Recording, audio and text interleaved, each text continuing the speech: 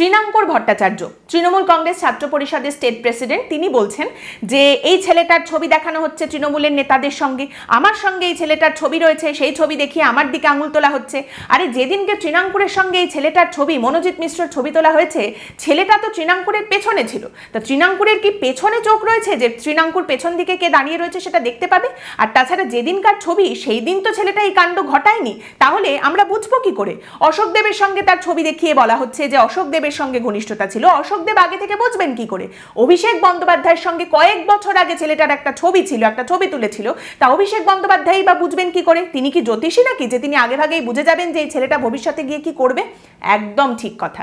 এই ছবিগুলো বারবার সামনে রাখা হচ্ছে, এই ছবিগুলো নিয়ে প্রশ্ন উঠছে এই কারণে যে ছেলেটা কতটা প্রভাবশালী ছিল সেটা বোঝানোর জন্য, তার রাজনৈতিক একটা ব্যাকগ্রাউন্ড ছিল, তার কতটা অ্যাক্সেস ছিল, সেইগুলো বোঝানোর জন্য এই কথাটা বারবার বলা হচ্ছে এবং এই ছবিগুলো বারবার দেখানো হচ্ছে।